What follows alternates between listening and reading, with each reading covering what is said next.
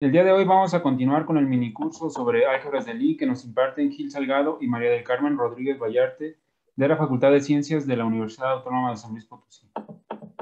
Eh, María del Carmen continuará hoy con la sesión 2. Entonces déjenme introducir brevemente a nuestra expositora. María del Carmen Rodríguez Vallarte obtuvo la licenciatura en Matemáticas en la Universidad de las Américas Puebla y la maestría y el doctorado en Matemáticas en el CIMAT. Posteriormente se incorporó a la Facultad de Ciencias de la Universidad Autónoma de San Luis Potosí, donde desarrolla investigación en temas relacionados con determinar qué tipo de estructuras geométricas pueden admitir clases específicas de álgebras y superálgebras de dimensión finita. Es miembro del Sistema Nacional de Investigadores desde el 2012 y cuenta con el perfil deseable PRODEP y forma parte del cuerpo académico consolidado Matemáticas Básicas y Aplicadas de la Facultad de Ciencias de la Universidad Autónoma de San Luis Potosí. Adelante, María del Carmen, por favor. Ok, pues muchísimas gracias, Mauricio. Gracias a todos, Edgardo, por la invitación. Y pues vamos a continuar con el minicurso. Voy a retomar muchas de las ideas que empleó Gil en la sesión pasada para presentar los conceptos de solubilidad, nilpotencia, semisimplicidad, que es un álgebra simple, y ver cómo se relacionan estos conceptos.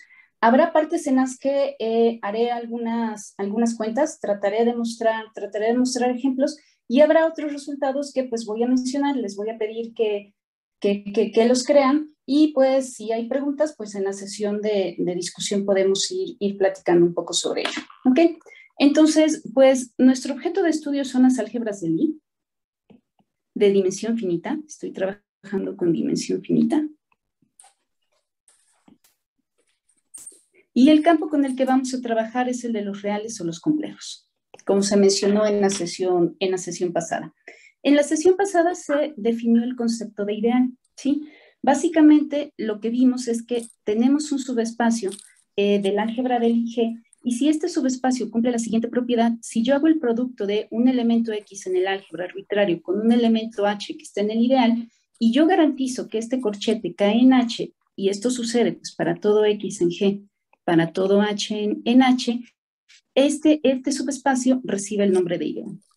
Entonces, vamos a emplear algunas de las construcciones que podemos hacer con ideales para los ejemplos que vamos a presentar el día de hoy. Entonces, la afirmación que voy a hacer, y que es fácil ver y uno puede convencerse fácilmente, es lo siguiente. Vamos a suponer que tenemos dos ideales de un álgebra de Lie. Entonces, podemos afirmar lo siguiente.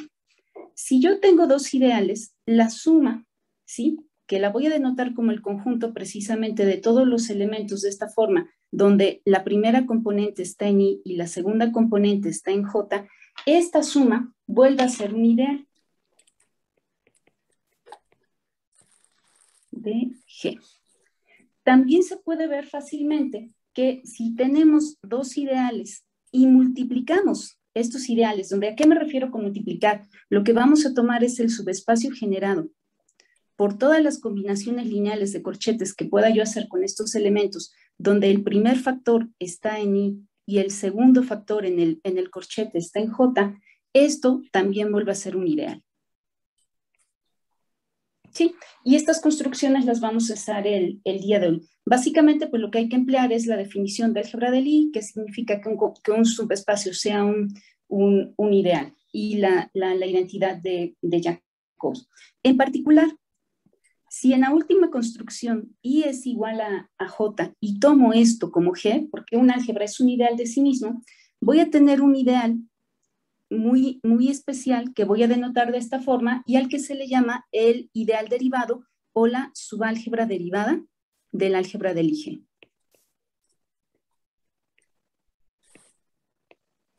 ¿Sí? Otra construcción que vamos a necesitar un poquito más adelante es la siguiente. Vamos a suponer que vamos a trabajar con un ideal. En particular, un ideal es un subespacio de una subálgebra. Entonces, tiene sentido que yo me fije en las clases de equivalencia que induce el cociente de G por I al menos como espacios vectoriales. Entonces yo puedo considerar este espacio vectorial y puedo fijarme en las clases de equivalencia. ¿Sí? Entonces van a ser todos los elementos de la forma z más x, donde x está en y. ¿Sí? A este espacio vectorial yo le puedo dar una estructura de álgebra de Lie. Voy a definir un corchete. ¿Cómo voy a definir el corchete? Pues lo vamos a hacer de la siguiente manera. Vamos a tomar dos clases de equivalencia y vamos a decir que el corchete de las clases de equivalencia, este corchete está ocurriendo en el cociente, lo vamos a definir como el corchete de las clases. Más bien, la clase del corchete, perdón. Y esto ocurre para todo X y Y que está en G. Uno puede ver fácilmente que este corchete así definido es antisimétrico y satisface la identidad de Jacobi. Entonces, con esto podemos formar una nueva álgebra de Lie a la que le vamos a llamar el álgebra de Lie cociente.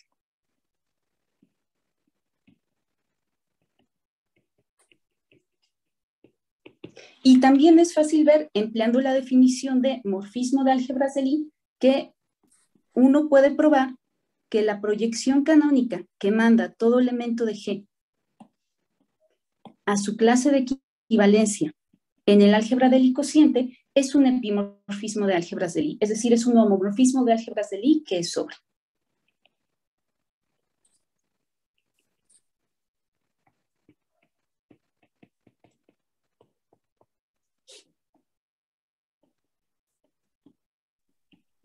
Sí. También vamos a necesitar el día de hoy los análogos de los teoremas de isomorfía que necesitamos en álgebra lineal. ¿Qué es lo que sabemos? En álgebra lineal sabemos que cuando nosotros estamos trabajando con el espacio vectorial cociente, pues se cumplen tres teoremas que son muy especiales. ¿Sí? Voy a enunciar los tres para el caso de las álgebras de aquí. La demostración es muy parecida a lo que hacemos en álgebra lineal y tenemos que emplear el hecho de que estamos trabajando, bueno, que el cociente tiene estructura de álgebra de Lie y que la proyección canónica es un epimorfismo de álgebras de Lie. Entonces, el primer enunciado que vamos a tener es el siguiente. Si tenemos un morfismo entre dos álgebras de Lie, y de esto ya habló un poco Gil la clase pasada, de la sesión pasada, que el kernel de este morfismo es un ideal del dominio. Puede convencerse también que la imagen es un ideal del codominio. Y además, podemos tener este isomorfismo, pero no solo a nivel de espacios vectoriales. Si yo hago el cociente del dominio por el núcleo, esto va a ser isomorfo a la imagen del morfismo, pero este ya es un isomorfismo de álgebras de Lie. ¿Sí? Entonces el corchete se está preservando. Uno también puede ver que si tenemos dos ideales, I y J, ideales en G, vamos a tener un análogo a lo que conocemos como el segundo teorema de isomorfía, que básicamente nos dice que si tomamos la suma de IJ, que ya sabemos que suma de ideales vuelve a ser un ideal de G, y esta suma hacemos cociente por J, lo que obtenemos es un espacio vectorial que es isomorfo a este cociente. El cociente de I por la intersección de I con J. Y nuevamente aquí estamos hablando de un isomorfismo de álgebras de Lie. Y este resultado es el que voy a emplear el día de hoy cuando platique yo el tema de solubilidad. Por completas, permítanme enunciar el último inciso de este teorema. Suponemos que si tenemos dos ideales del álgebra del Lie, tal que I está contenido en J, entonces lo que podemos afirmar es que el cociente de J por I es un ideal del cociente de G por I, y además podemos tener el siguiente isomorfismo también de álgebras de Lie. El cociente de G por I, hago cociente por el cociente de J por I, y esto ha de ser isomorfo al cociente de G por J. ¿Sí? Entonces, estos resultados tenemos un análogo en el caso de las álgebras de Lie. Entonces, teniendo en mente estos resultados, voy a empezar a platicar un poquito de álgebras de Lie solubles y álgebras de Lie nilpotentes, algunas generalidades.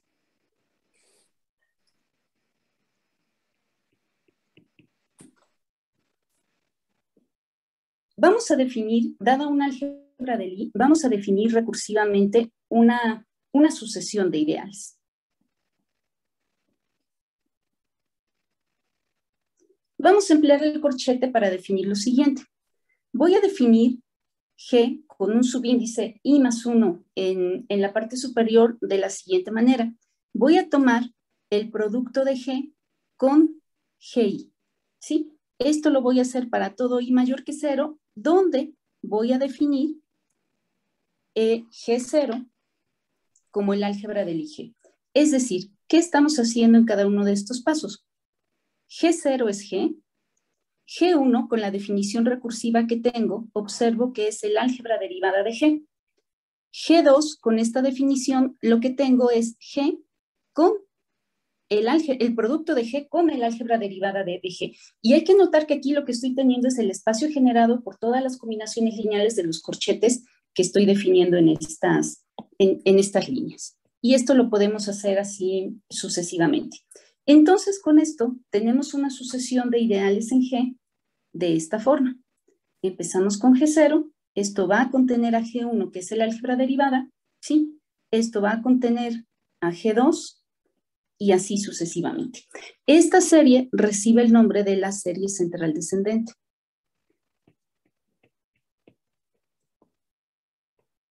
¿Sí? Y vamos a emplearla para definir el concepto de nilpotencia. Vamos a decir que G es nilpotente si existe un momento en el cual esta serie se estabiliza y más que se estabiliza, se hace cero. Es decir, decimos que G es nilpotente si existe un número natural tal que G a la n, esto es cero. ¿Sí? Entonces, así como estamos haciendo o como estamos definiendo esta serie, podríamos definir también otro tipo de ideal. Voy a usar el superíndice I más 1, pero ahora lo voy a poner entre paréntesis. ¿Qué va a denotar esto? Lo que va a denotar esto es que voy a hacer productos de álgebras derivadas. ¿A qué me refiero? Voy a definir G I más 1 con paréntesis arriba como el producto de GI con GI, donde la notación indica que estoy tomando paréntesis arriba. ¿Sí? Todo esto lo puedo definir para I mayor que 0 y voy a tomar nuevamente G0 como G. Entonces, en este caso, ¿qué es lo que tenemos? Nuevamente estamos empezando con el álgebra G.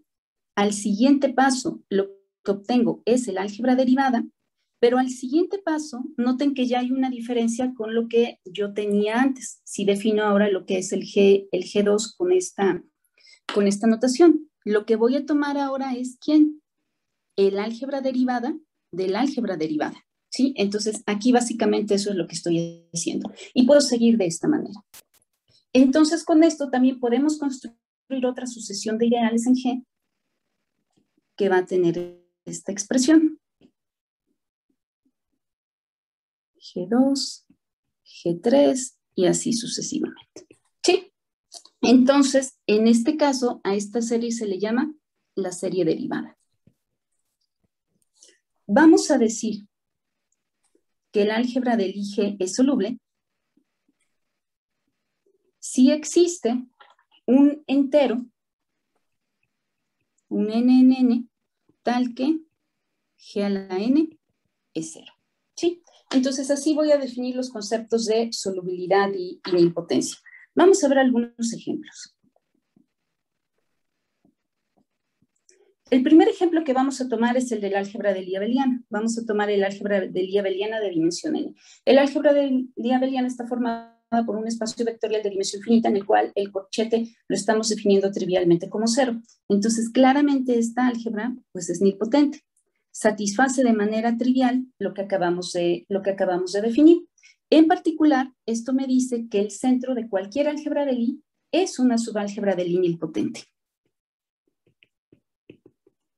Dije, es nilpotente para cualquier G. Disculpa, María del Carmen, una pregunta. Sí. En la serie esa descendente, si se estabiliza, ¿tiene que ser forzosamente el álgebra 0? Sí, tengo que obtener el 0. Ok. Ahorita voy a ver un ejemplo de una serie que se estabiliza. No va a ser el álgebra 0 y voy a ver la relación entre solubilidad y nilpotencia. Voy para allá en los ejemplos. ¿Sí? Okay. Entonces, gracias. Bueno, de nada. Es también, uno se puede convencer fácilmente que para cualquier álgebra del Lie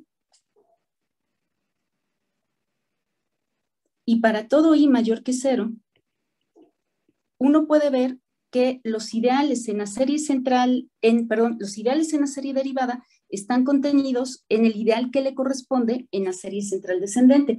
Esto es importante porque ¿qué nos está diciendo? Esto nos está diciendo que si en algún momento la serie central descendente se hace 0, automáticamente la serie derivada también se va a hacer 0. Entonces esto implica que un álgebra de Lie que es nilpotente va a ser un álgebra de Lie soluble.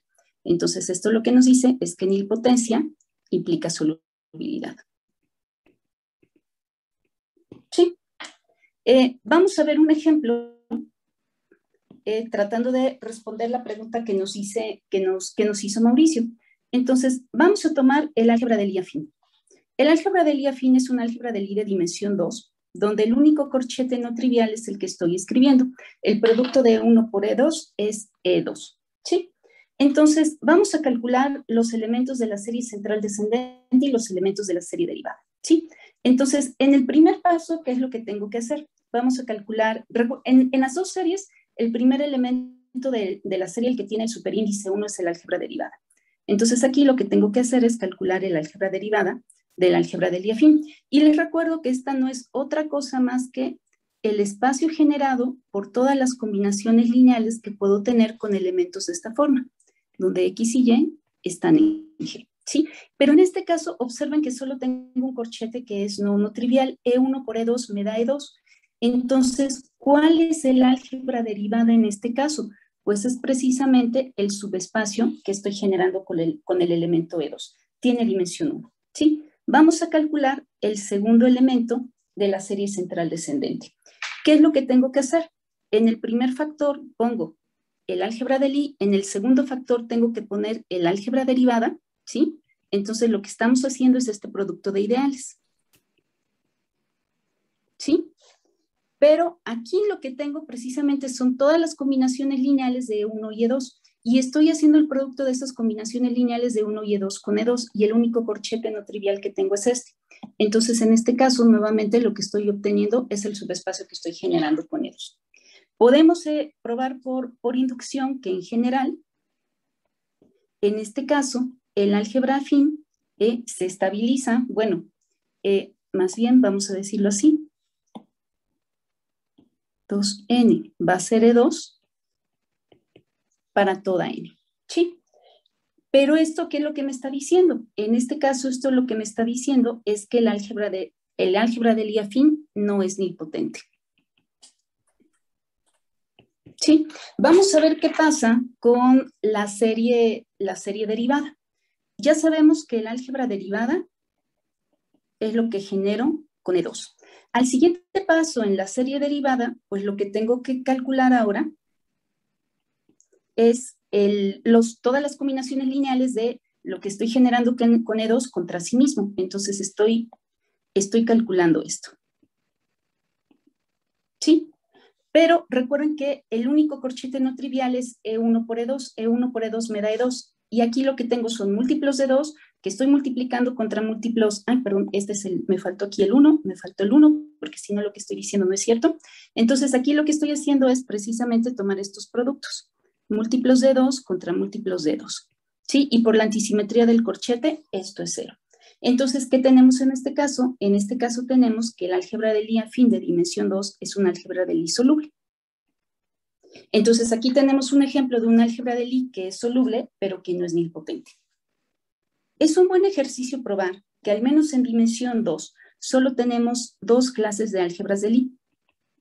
Si la dimensión de G es 2, lo que podemos ver es que esta G necesariamente va a ser isomorfa o bien al álgebra de Lie abeliana de dimensión 2 o al álgebra de Lie afín de dimensión 2. Y este ejercicio que acabamos de probar, entonces nos está diciendo que en dimensión 2,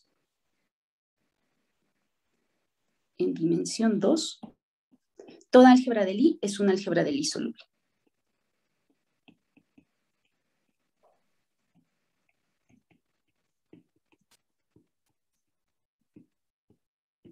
Sí. Otro ejemplo que podemos tener, no sé si le fui poniendo, sí, número de los ejemplos. El otro ejemplo que podemos tener es el del álgebra de Lie de Heisenberg.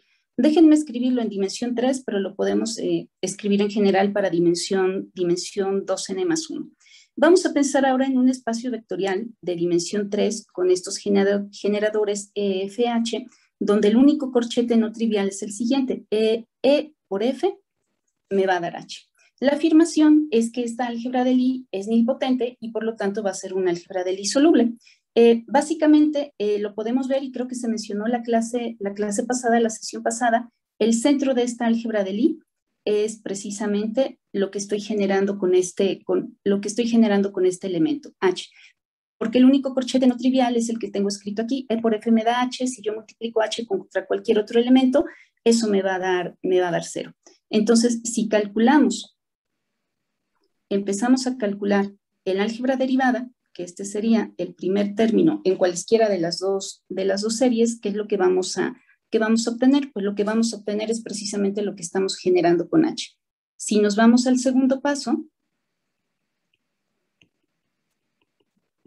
precisamente lo que estamos teniendo es 0.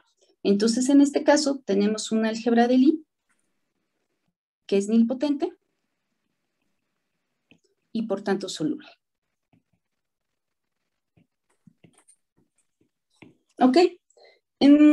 Podemos tener otros ejemplos, más. Uno pudiera ver también que el subconjunto de matrices triangulares superiores es una subálgebra del álgebra de Lie general lineal y también es una álgebra de Lie que es soluble, pero que no es nilpotente. Entonces, si ponemos T, la subálgebra de matrices triangulares superiores, y ahí lo que tenemos que emplear es el concepto de, saber cómo está definido el corchete, que es con el conmutador de las matrices, como Gil lo definió la vez pasada. Tenemos una subálgebra de matrices triangulares superiores, que es una subálgebra de GLN. La afirmación es que esta T es soluble, pero no nilpotente. Y también se puede ver fácilmente con las definiciones. ¿Sí? ¿Qué es lo que queremos hacer con estos conceptos? Empleando algunas propiedades de los productos ideales respecto al corchete del álgebra de Lie, nosotros podemos verificar que si H es una subálgebra de G, entonces va a ser cierto lo siguiente. Si yo tomo un ideal en la serie central descendente para esta subálgebra, este ideal va a estar contenido en un ideal con el índice que le corresponde en la serie central descendente del álgebra. Y análogamente va a pasar algo similar en el caso de la serie derivada. ¿Sí? Y esto va a ser cierto para todo. ¿Sí? Nosotros también sabemos de la clase pasada qué significa que una transformación lineal entre dos álgebras de Lie sea un morfismo. Entonces sabemos que si tenemos dos álgebras de Lie, G y H, esta phi es un morfismo de álgebras de Lie si se preserva el corchete. Es decir, si phi aplicado al corchete de XY, esto va a ser igual al corchete de phi de X por phi de Y. Entonces, eso me sugeriría lo siguiente. Vamos a pensar por un momento que este morfismo es un morfismo sobre. Si nosotros queremos calcular cuál es la imagen del álgebra derivada bajo este corchete, ¿esto qué tendría que ser igual? La imagen del álgebra derivada, perdón, bajo este morfismo, si esto es un morfismo de álgebras de Lie y esto es sobre, pues esto va a tener que ser igual que el corchete de la imagen de G con la imagen de G, ¿sí? Y nosotros podríamos estar haciendo esto inductivamente. Entonces, básicamente, esto que me está diciendo, voy a hacerlo mejor abajo, esto me estaría diciendo que phi aplicado al álgebra derivada es lo mismo que el álgebra derivada de la imagen de phi. ¿Sí? Le voy a poner uno aquí. Entonces, en general, más generalmente, esto me permitiría enunciar un lema de la siguiente forma. Si yo tengo un epimorfismo... Perdón, Mari Carmen, sin el phi. Perdón. Sin el phi. Phi de G ya es H. Ay, cierto, porque estoy diciendo la imagen. Muchísimas gracias. No me di cuenta. Gracias. Tienes toda la razón. Sí, tienes toda la razón. Entonces, ¿esto qué es lo que me está diciendo? Si lo que yo tengo es un epimorfismo, si phi es un epimorfismo de álgebras de Lie, ¿qué es lo que vamos a poder decir? Si nosotros tomamos la imagen de ideales en la serie derivada, ¿sí? Esto va a tener que ir a la serie derivada de las imágenes, ¿sí? Es decir, va a ocurrir esto. Y lo mismo va a pasar con la serie central descendente. ¿Sí? Y esto va a ser cierto para todo Y. ¿Sí? Esto sugiere que la propiedad de ser soluble debería de heredarse en otro tipo de construcciones que nosotros podemos hacer. Y permítanme enunciar el siguiente enunciado, valga la redundancia, permítanme enunciar el siguiente lema, y voy a hacer énfasis solo en un punto de este lema que quiero enunciar. Voy a considerar un álgebra de Lie. Recuerden que estamos trabajando en dimensión finita, ¿sí? ¿Qué es lo primero que podemos decir? Pues lo primero que podemos decir es que subálgebras de Lie e imágenes homomorfas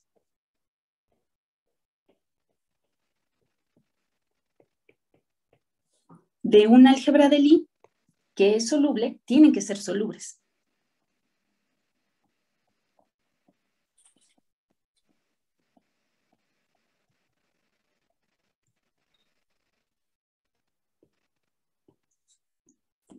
La siguiente afirmación que podemos hacer es la siguiente. Vamos a suponer que tenemos un ideal soluble de un álgebra G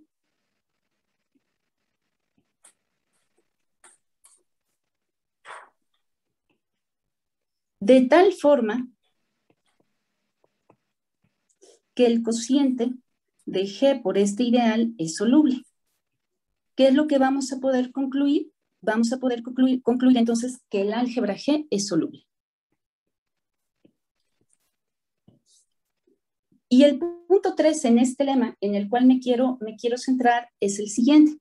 Si yo tengo dos ideales solubles de un álgebra de Lie G,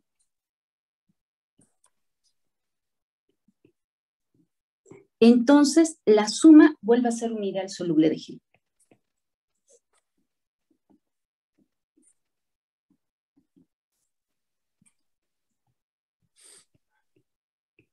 Sí. Las demostraciones del punto 1 y el punto 2 no voy a entrar en detalle en este momento. Requerimos simplemente emplear la definición de solubilidad y vamos a tener un resultado análogo también para las álgebras de Lie nilpotentes. Vamos a emplear los conceptos de solubilidad los conceptos de nilpotencia según venga el caso. ¿Qué significa que una transformación lineal sea un homomorfismo, etcétera? Pero el que sí quiero platicar un poquito, ¿sí? Es este punto 3, para emplear también los preliminares con los que inicié esta charla. Entonces, veamos 3 solamente. ¿Sí? ¿Cuál sería la idea de 3? Entonces, lo que queremos demostrar es que si tenemos H y M solubles en G, ideales solubles en G, Entonces, H más M es soluble, es un ideal soluble en G. ¿Sí? Y básicamente, ¿qué es lo que vamos a usar o cuál es la idea detrás de esta demostración? Pues es emplear precisamente una de las versiones, la segunda versión del teorema de isomorfía. Nosotros sabemos ya que como álgebras de Lie podemos tener este isomorfismo. Es el segundo enunciado del teorema de isomorfía. ¿Sí? Y esta álgebra de Lie va a ser soluble por el inciso 1 de esta proposición. Pero como entonces tenemos aquí un isomorfismo y también sabemos que las imágenes homomorfas de álgebras de Lie solubles son solubles, eso implica que esta álgebra también es soluble. Entonces podemos concluir que esto es soluble. Pero si este cociente es soluble, con las hipótesis que tenemos, también precisamente el inciso 2 me permite concluir que el espacio al cual estoy haciendo cociente es un álgebra de Lie soluble. ¿Sí? Y pues esto sería la idea de la prueba de este resultado. ¿Cuál es lo importante o el punto importante de resaltar de esta propiedad? De aquí estamos viendo que el hecho de que la suma de ideales solubles sea un ideal soluble garantiza la existencia de un ideal soluble maximal. Dicho ideal soluble maximal tiene nombre, se llama el radical de G y lo vamos a denotar precisamente por rad de G. Entonces podríamos escribir un pequeño corolario que nos dice lo siguiente. Entonces, si tenemos G, un álgebra de Lie de dimensión finita,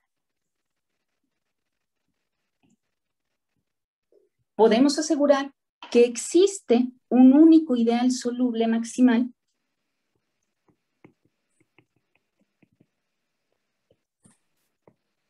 ¿sí? ¿En qué sentido es maximal? Pues que este ideal va a contener a cada ideal soluble de G.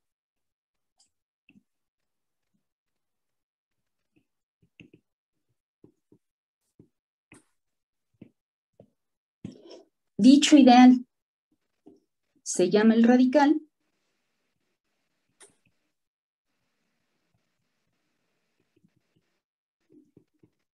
y lo vamos a denotar de esta manera. ¿Sí?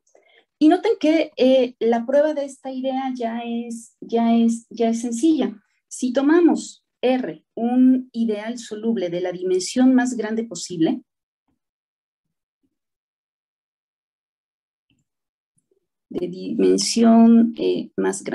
déjenme escribirlo así, y tomamos cualquier otro ideal soluble de G,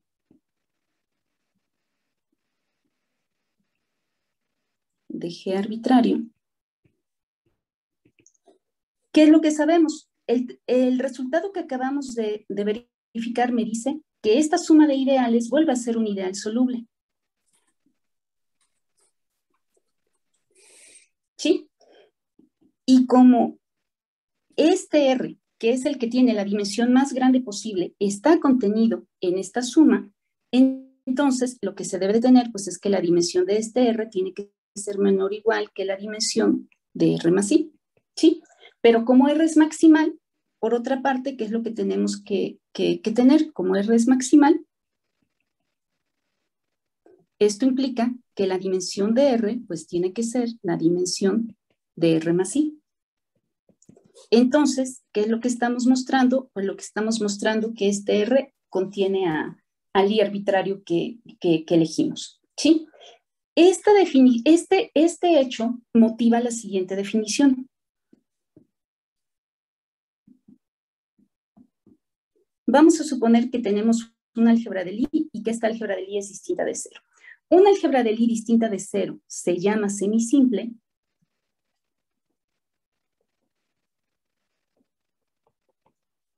si los únicos ideales solubles que tiene esta álgebra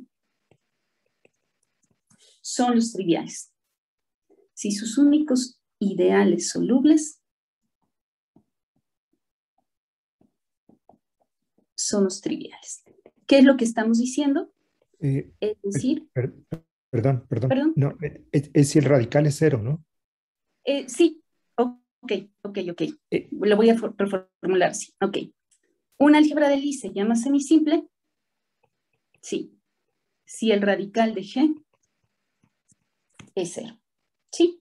Entonces, ejemplos de esta álgebra, y voy a trabajar con este ejemplo un poquito más adelante, es precisamente SL2, que como álgebra de Lie puedo pensar en la álgebra de Lie de dimensión 3 con estos generadores. EHF, tales que H por E me da 2E, H por F me da menos 2F, y E por F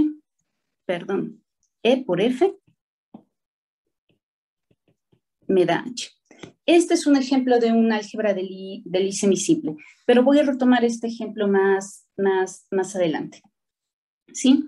Con esta definición, uno puede probar, ¿sí? Trabajando un poquito en lo siguiente.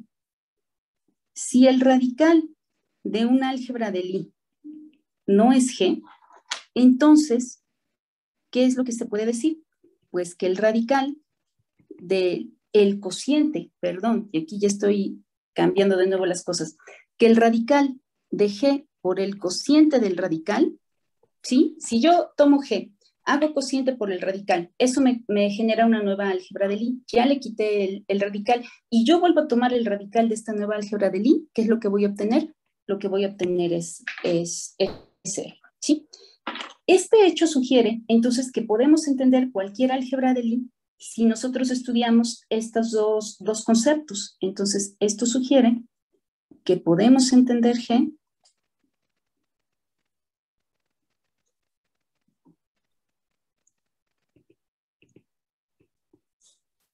si estudiamos las álgebras de Lie solubles y las álgebras de Lie semisimples.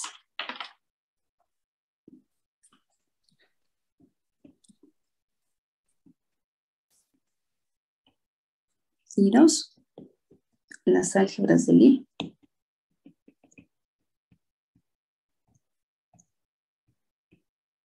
semisimples. Más aún, tenemos un teorema, que es el teorema de Levi-Malcher, que nos permite asegurar lo siguiente: cualquier álgebra de Lie de dimensión finita la vamos a poder descomponer o la vamos a poder describir de una forma especial. La vamos a escribir como una suma semidirecta de un álgebra de Lie semisimple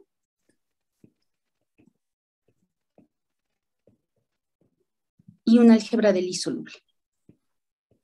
¿Sí? Donde este símbolo, suma semidirecta, dice que en esta construcción de álgebras de Lie, que como espacios vectoriales es S y R, estamos definiendo un corchete en G, de modo que S es una subálgebra y R es esta es una subálgebra semisimple y R es un ideal soluble.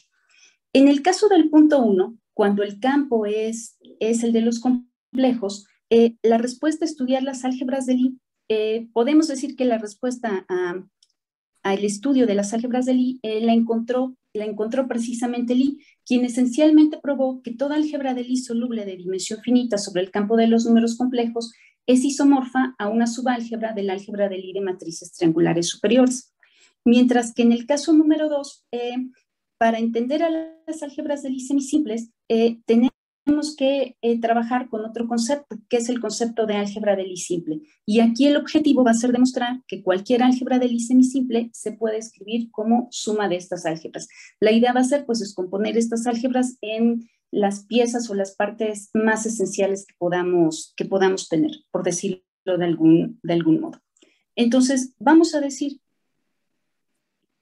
lo siguiente. Vamos a suponer que tenemos una álgebra de Lie G que es no abeliana.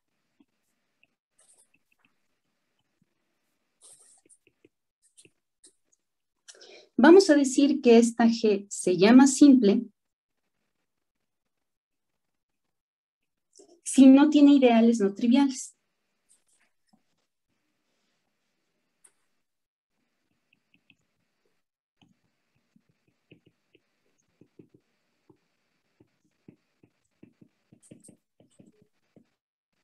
Es decir, si sus únicos ideales son el 0 y el total.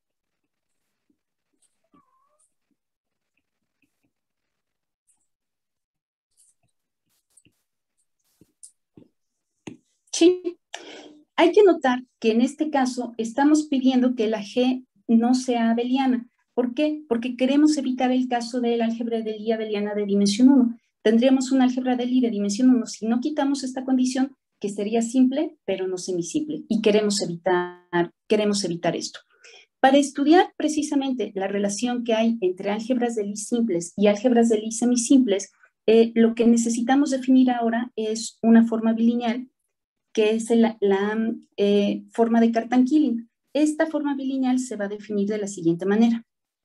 Va a tomar dos elementos del álgebra y nos va a producir un elemento en el campo y lo vamos a hacer de esta manera.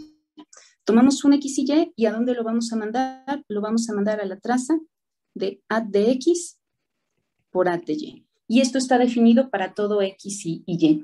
Claramente, esta forma bilineal que estamos diciendo aquí, bueno, claramente esta función que estamos definiendo es bilineal. Es simétrica precisamente por las propiedades de la traza. Sabemos que la traza de A por B es la traza de B por A. Y además satisface una condición que se llama la condición de invariancia. ¿A qué me refiero con esta condición? Van a satisfacer lo siguiente. Si nosotros evaluamos esta forma bilineal en el corchete de X con Y, Z, ¿sí? Esto ha de ser lo mismo que la forma bilineal evaluada en X, el corchete de Y con Z. Y esto ha de ser cierto para todos los elementos que están en G. A esta condición le estamos llamando la condición de invariancia. ¿Sí? ¿Qué es lo que nos dice esta condición o por qué es importante esta condición? La invariancia garantiza que al ser esta una forma bilineal, si nosotros calculamos su radical, pues el radical de la forma bilineal va a ser 0. Es decir, garantiza que el conjunto, el radical de la forma bilineal, que lo definimos de la manera usual, como todos los elementos en G tales, que la forma bilineal evaluada en X con Y es 0 para todo Y en G, este espacio es un ideal.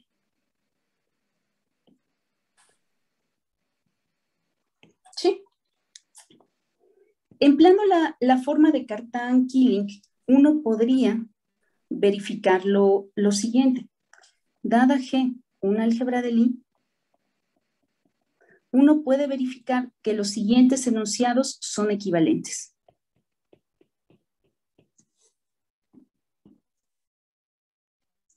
El álgebra es semisimple. La forma de Cartan-Killing no degenera. Es decir, el radical de la forma es 0. Y que el álgebra no tiene ideales abelianos distintos de 0.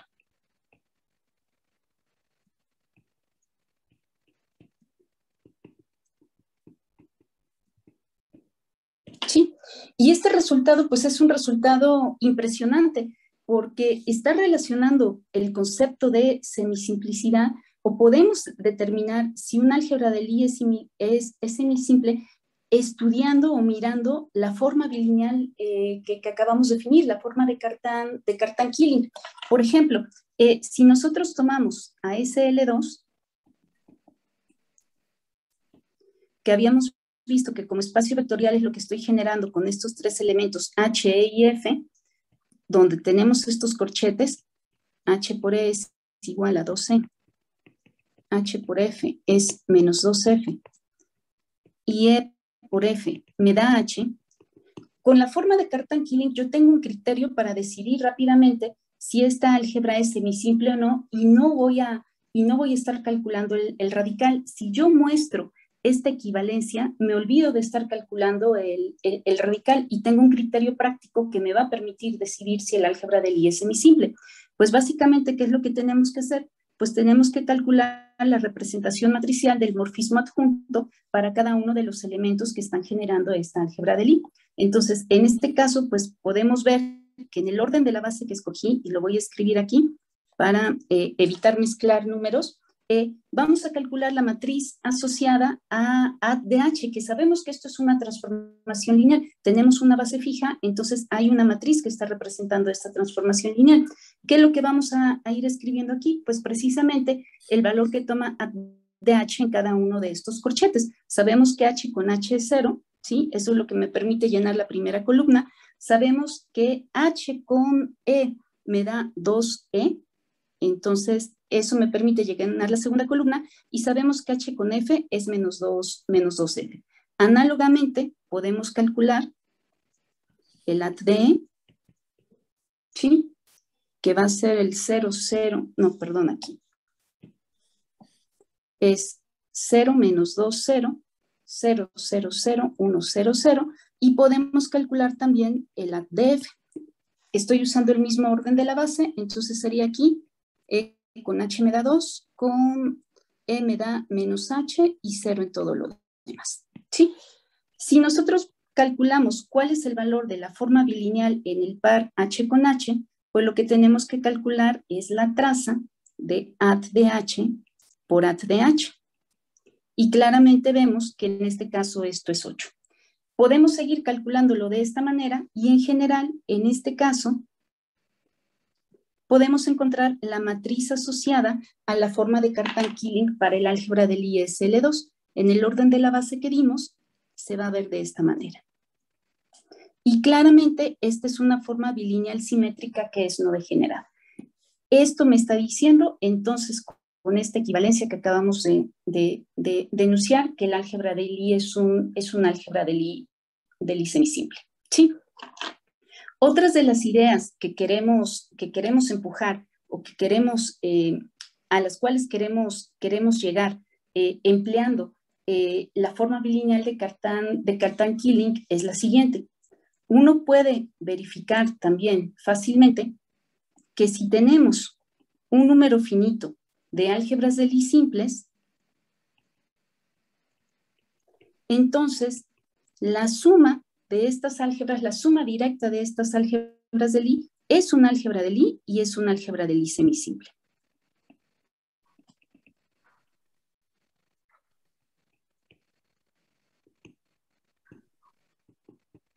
Sí. Al final del día, lo que uno también puede verificar es que si tiene una álgebra de Lie semisimple,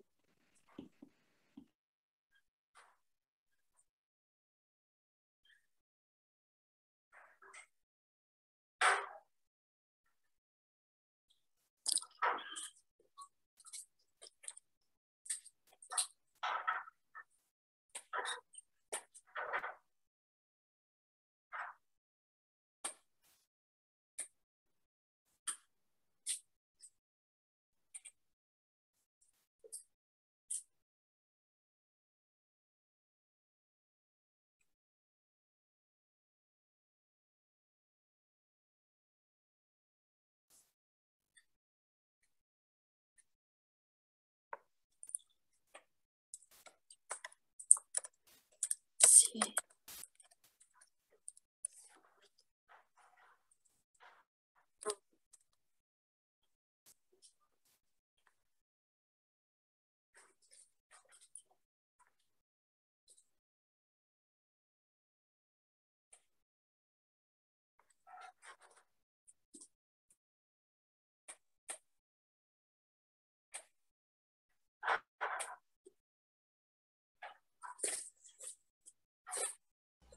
Sí, pero parece que es problema de ella, sí, porque nosotros, si me escuchan, sí, creo. Sí, sí, hola, Lep, sí, yo sí te escucho a ti. Hola.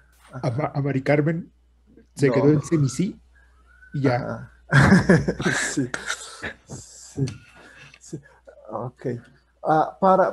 No sé si alguien para que ella no estaba, todavía no estaba, para quien escuchaba mi seminario de los grupos, y es exactamente álgebra SL2, es exactamente R3 con producto cruz, si solamente en otra base, si la base está, no es como YX con YY igual a YZ, si es otro tipo de base, pero es la misma álgebra.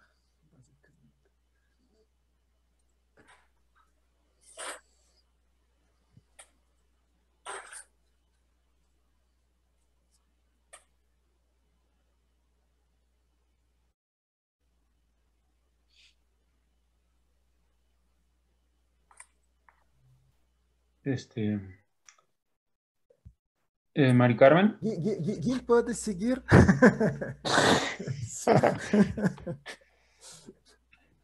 Quizás tiene algunos problemas. Creo que hay algún problema de conexión. Sí. Sí, sí, porque Exactamente. simplemente se ¿Ella cortó. es desde casa o desde dónde? Es que se puso, oye, Mauro, pídele que, creo que hay una forma de pedirle que su micrófono lo prenda. Como, A ver, Aparece muteada en su imagen. creo que hay dos Mari Carmen.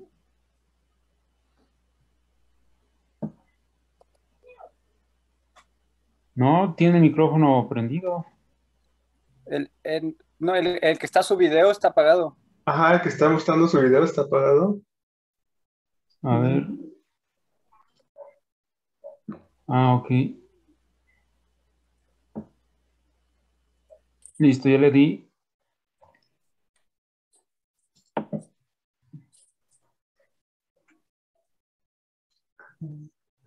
Ah, creo que. Que se le cortó el internet y que está intentando reconectarse. Ah, ok.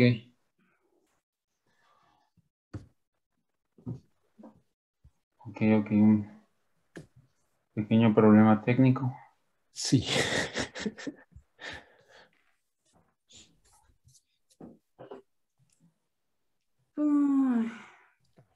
Ya está.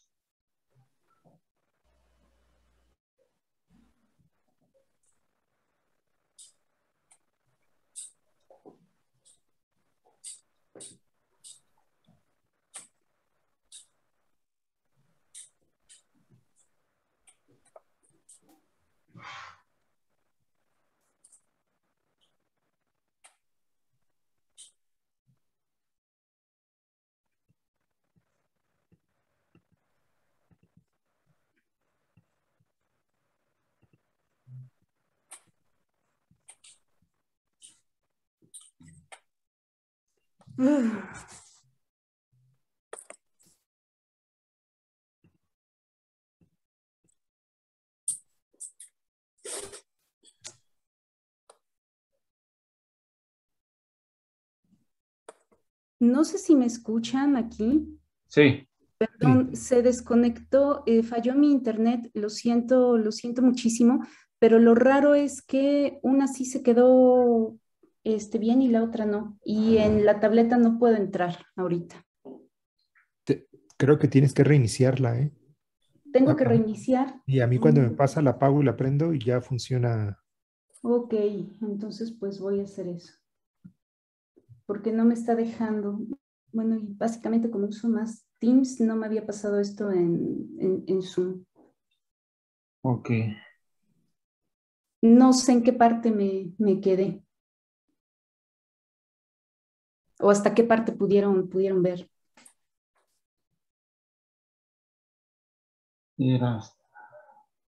Parece que ibas a enunciar el teorema de la equivalencia entre ser semisimple y suma de simples. Ahí, ok. Oh. A ver, déjenme ver. Igual es más rápido hacerlo aquí.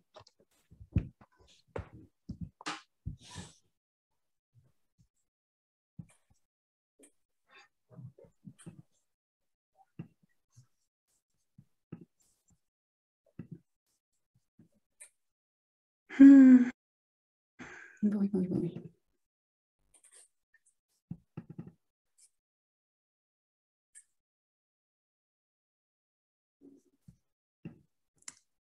A ver, voy a compartir pantalla aquí.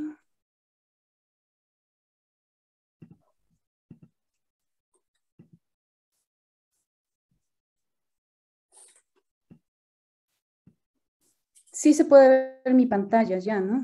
Sí. Creo que sí. Ok, ahí está.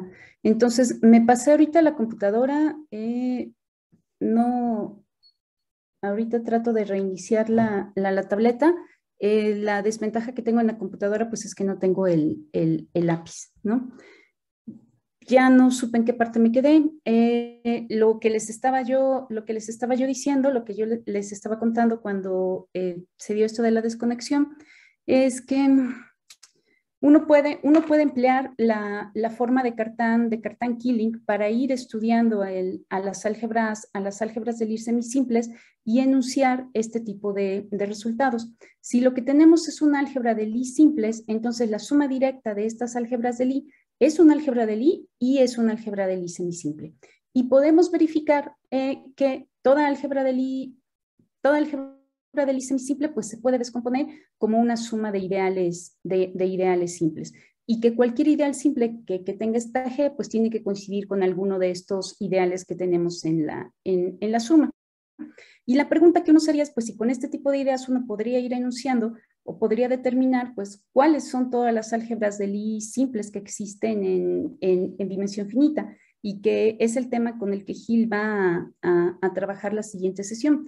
Podemos nosotros decir que cuando el campo es el de los números complejos, salvo 5 excepciones, cada álgebra de Lie simple de dimensión finita sobre C es isomorfa a una de las siguientes álgebras clásicas. El álgebra de Lie especial lineal, que son todas las matrices de traza cero, podemos pensarla como el álgebra de Lie de matrices de traza cero. El álgebra de Lie ortogonal lineal especial, que podemos pensarla como el álgebra de matrices antisimétricas, y el álgebra de Lie simpléctica.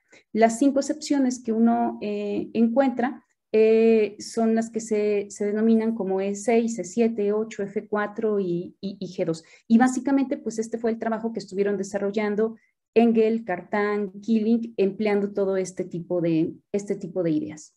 Y pues bueno, eso es lo que quería yo platicar. Ok, bueno, pues muchísimas gracias, María del Carmen. En la audiencia, no sé si tienen preguntas o comentarios.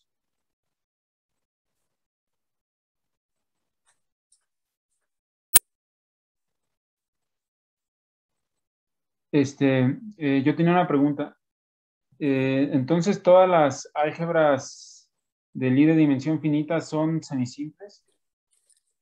No todas las álgebras de Lie de dimensión finita son semisimples. Si el radical es cero, sí. O sea, tenemos álgebras de Lie, por ejemplo, Heisenberg, que es nilpotente, es soluble. Tenemos la affine. Podemos con estas álgebras ir generando muchas más, pero no tenemos eso, que cualquier álgebra de Lie de dimensión finita va a ser simple. O sea, lo que podemos decir es que, déjame encontrarlo donde está por aquí, cualquier álgebra de Lie de dimensión finita, el teorema de Levi-Malchev nos dice que la vamos a poder construir, o sea, cualquiera la vamos a poder construir de esta manera, o la vamos a poder entender en términos de dos partes. Una álgebra de Lie semisimple que vamos a pegar de una manera especial, o sea, donde aquí con el pegar me refiero a tenemos que definir un corchete para este símbolo con una álgebra de Lie soluble. Entonces, por eso uno pensaría que pues si entiendes esta parte, la semisimple, y entiendes esta, la de las solubles, pues ya podrías tener el panorama completo, pero no es así. La primera parte es la que estudiaron Engel, Cartan y Killing, ¿sí? Y está bien entendida, y el problema de clasificar álgebras de Lie solubles, pues es un problema imposible de resolver. Y pues ya Gil va a platicar un poco de eso la siguiente parte. A veces uno, para tratar de entender álgebras de Lie más generales, pues empieza a trabajar con las álgebras de Lie solubles y empieza a pedirles características especiales para tratar de entender familias de álgebra que vivan de este lado. Ok. Y bueno, y supongo que en la dimensión infinita todo se complica más. Sí, hay que ver con cuidado. Bueno, yo no he trabajado con dimensión infinita, pero pues sí habría que ver con cuidadito cómo se empujarían este tipo de ideas. Ok. Bueno, entonces, por mí sería todo. No sé si hay algún otro comentario en la audiencia.